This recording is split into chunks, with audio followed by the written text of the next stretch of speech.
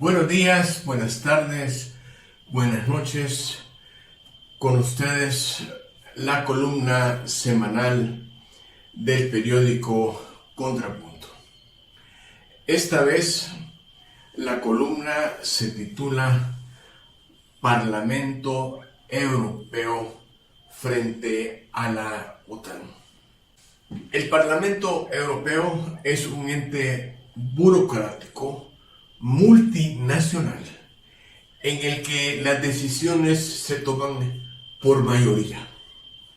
En total son 27 países los miembros y 705 eurodiputados quienes la conforman. Es importante notar que cada país tiene diferente número de eurodiputados.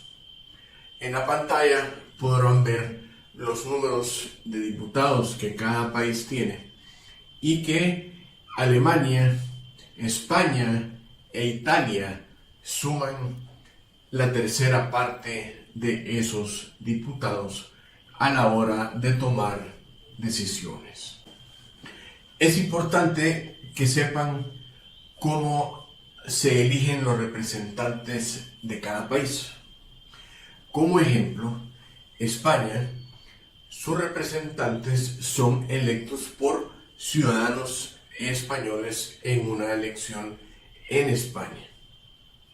Y los diputados electos a eurodiputados pertenecen a las diferentes facciones políticas representadas en el sistema político español. Es decir, no son los españoles todos de derecha, ni todos de izquierda, ni todos de centro derecha, verde, están mezclados.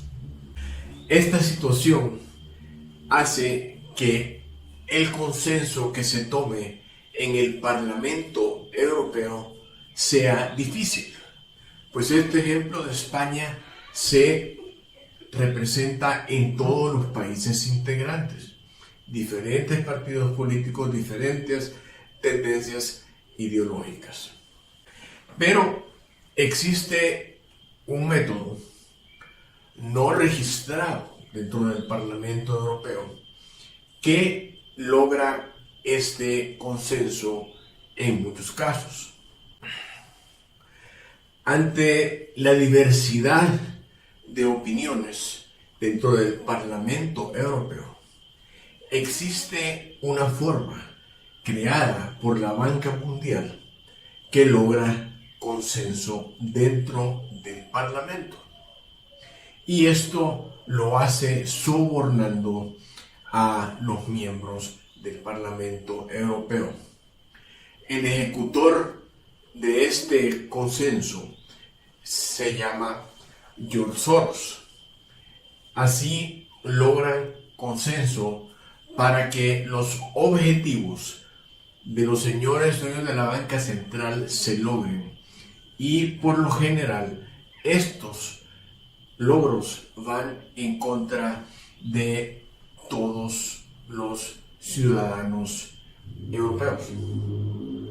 Lo que es bueno para la banca, para la industria armamentista, ese grupo mínimo de personas no es buena para los ciudadanos franceses, italianos, ingleses, españoles, suizos.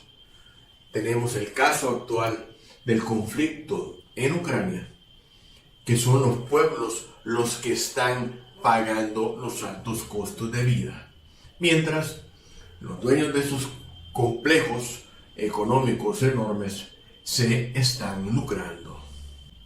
Es importante que sepas que lo que manda el Parlamento Europeo debe ser acatados por los ciudadanos de cada uno de los 27 países miembros.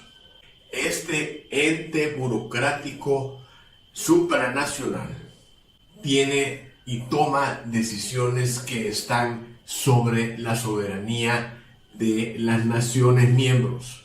Y esta es una de las razones por qué el Reino Unido se retira del Parlamento Europeo. Me permito recordarles las guerras que Estados Unidos provocaron del 2009 al 2017 en Oriente Medio y los más de 80 millones de refugiados que los países miembros de la Unión Europea han debido acoger. No fueron los españoles, franceses, alemanes o italianos quienes decidieron cuántos migrantes iban a recibir. Fue el Parlamento Europeo el que le dijo a cada gobierno de cada país cuántos refugiados iba a recibir. Otra situación que se presentaba en el 2016, cuando cambia el gobierno en Estados Unidos y cambia el gobierno en Reino Unido, en junio y noviembre, resulta que el presidente electo Donald Trump se da cuenta que los países miembros de la OTAN, Organización del Tratado Atlántico Norte, entidad construida, diseñada para defender a Europa de no caer en una nueva guerra mundial, sus miembros no están pagando la cuota del 2% anual de su Producto Interno Bruto, que es la cuota que se paga para mantener los ejércitos. Resultaba entonces que en los Estados Unidos del 2009 al 2017 venía manteniendo la OTAN. Y por supuesto, si el señor Obama dijo, destruyamos Siria, creemos grupos terroristas en Siria y desata la ola de guerras en ese periodo, los miembros de la OTAN no tenían más que apoyarlo. ¿Por qué? Porque el que pagaba el mariachi era el señor Obama. Esta desestabilización no se quedó en Oriente Medio. Ustedes se recordarán que en Libia fue derrocado Muammar el Gaddafi. Esto es en África del Norte. A partir de la caída de Gaddafi, los números de grupos terroristas crecen sustancialmente y otra ola de migrantes llega a Europa procedente de África. ¿Gracias a quién? ¿Quién es el promotor de estas actividades bélicas? Respóndalo usted. Donald Trump es el primer presidente en muchos años que no provoca un nuevo enfrentamiento militar y obliga a los países miembros de la OTAN, países europeos, a ponerse al día con el 2% que han dejado de pagar. Amenaza incluso en retirarse de la alianza si esto no sucede. Por supuesto, Alemania, Francia protestan porque les están cobrando. Es un acuerdo que firmaron y que no honran.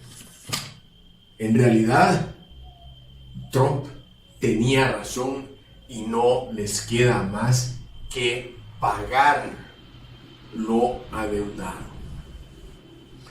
Pero por supuesto las situaciones cambian y ahora tenemos a un ilegítimo en la Casa Blanca. Y tan solo un año le tardó generar un nuevo conflicto militar que amenaza con la escalada a un conflicto nuclear. Es así que esta escalada ha causado el alza de los combustibles. El petróleo se ha duplicado en precio, sube la gasolina y todo en Europa y el mundo sube de precio. Pero los ciudadanos europeos están conscientes de que sus gobiernos, su voluntad, no fue la que los metió en el problema. Quien tomó las decisiones de ejecutar las sanciones en contra de Rusia, de mandar equipo militar a Ucrania, de expandir la OTAN, ha sido el Parlamento Europeo. Por lo tanto, ahora los ciudadanos de todas las naciones de los 27 países le piden al Parlamento Europeo que ellos, Parlamento, paguen los aumentos de precios que están sufriendo. Hay huelgas en los diferentes países europeos debido al alza de precios. Ya hay escasez de alimentos. En Estados Unidos una guerra civil puede estallar de un momento a otro. Pero nadie tiene la culpa. ¿Cómo no? Rusia. Rusia viene viendo desde 1999 la expansión de la OTAN hacia su frontera. El pacto firmado de no expansión Baker-Gorbachev no se ha cumplido. Y el último escaño para llegar a su frontera de expansión militar de la OTAN era Ucrania. Y el señor Putin, que ha vivido todo este proceso desde que asumió la presidencia de Rusia, dijo: alto, basta ya, no más acercamiento de la OTAN a mi frontera. Y esto fue lo que produce la operación militar especial hacia el territorio ucraniano. La situación dentro de los países miembros de la Unión Europea no es fácil. Y, para ejemplo, les pongo un caso. El señor Macron en Francia está buscando su reelección para un nuevo periodo de 6 años en la presidencia. Sin duda, con la alza de costos en el nivel de vida, la escasez de materias primas, va a tener una elección, en mi opinión, fracasada. No va a lograr su reelección sencillamente porque se sumó a los intereses del señor Biden, los intereses de quienes manejan el dinero en el mundo. Así, la crisis en Europa y en el mundo se expande. Deben tomarse medidas en cada nación para evitar el impacto de las sanciones que se imponen a Rusia, que impiden el comercio mundial. Y esto pone al descubierto muy claro el método coercitivo que los Estados Unidos ha venido imponiendo desde hace años. Todos hemos sido testigos del bloqueo a Cuba, pero a nadie le afectó. No nos importó. Los pobres cubanos tienen siglos de estar bajo este concepto de supresión de medidas comerciales, económicas, etc. Ahora, cuando el proceso coercitivo afecta a Rusia, todo el mundo abre los ojos. Es decir, si lo puede hacer con Rusia, lo puede hacer con Arabia Saudita, con Emiratos Árabes Unidos, lo hace con Irak, lo puede hacer con El Salvador, lo puede hacer con la China. ¿Quién le impide a los Estados Unidos, que es el dueño del dólar? Es decir, congelen las reservas de China en todos los bancos del mundo. Señores, esto no puede seguir siendo tolerado. Desgraciadamente, el presidente actual de los Estados Unidos no escucha razones. Su única preocupación es quedar bien con sus amos. El presidente de los Estados Unidos ha volado a Bruselas y después viajará a Polonia. Pero antes hubo otro paquete de sanciones a Rusia y esta vez Rusia contestó. Señores países no amistosos, quienes reciben mi gas natural, con cuya demanda y contratos he cumplido, y están poniendo restricciones a mi comercio y a mi economía, van a tener que pagar el gas, el petróleo y mis otras materias primas en rublos. Esto, señores, ha sido como el primer garrotazo que recibe una piñata. El mundo ha temblado. El predominio del dólar como moneda mundial se tambalea. Arabia Saudita negocia con China desde hace más de 6 años el pago de petróleo en yuanes.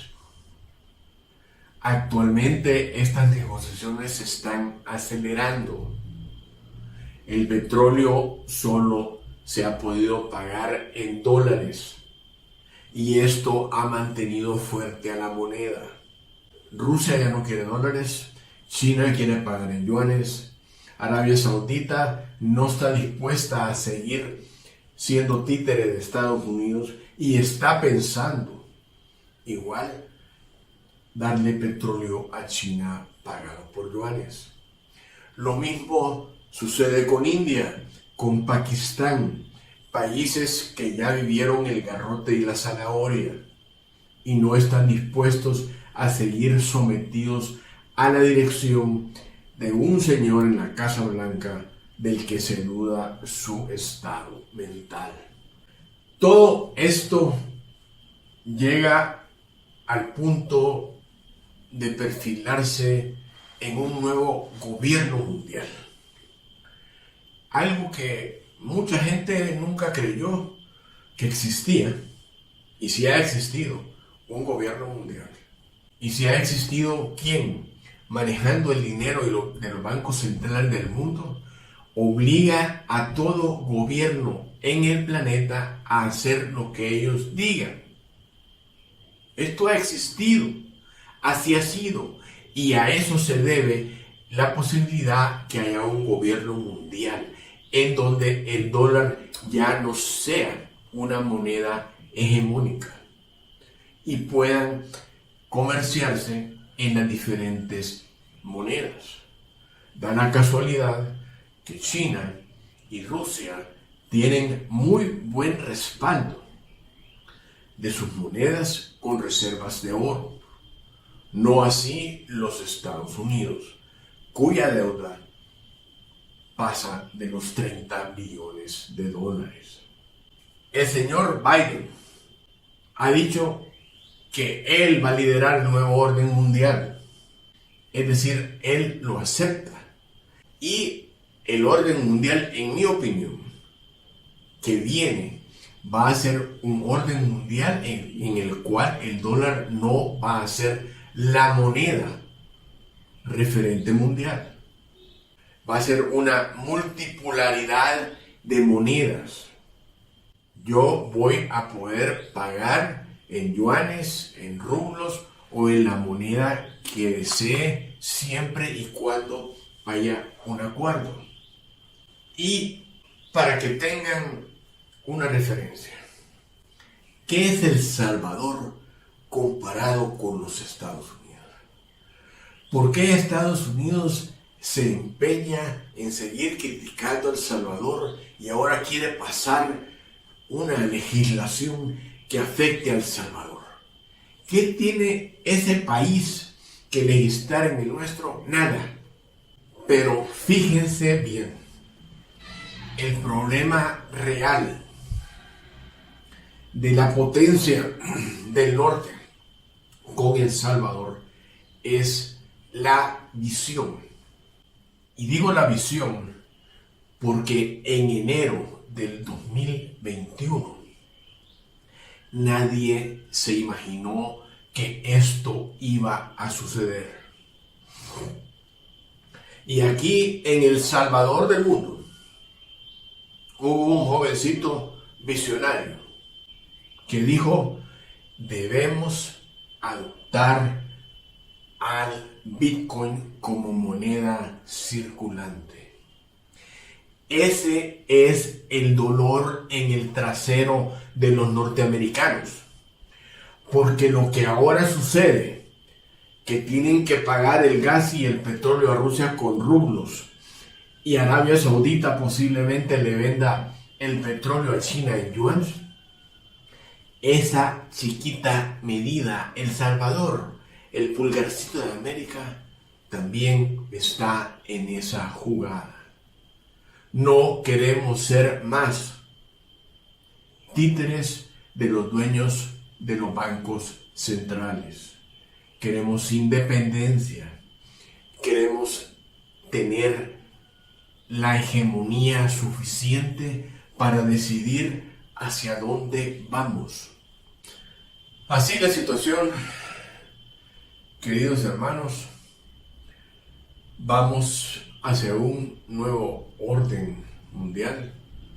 La multipolaridad en el flujo de monedas y a salir de la imposición y la voluntad de la democracia bancaria. Gracias, hasta pronto.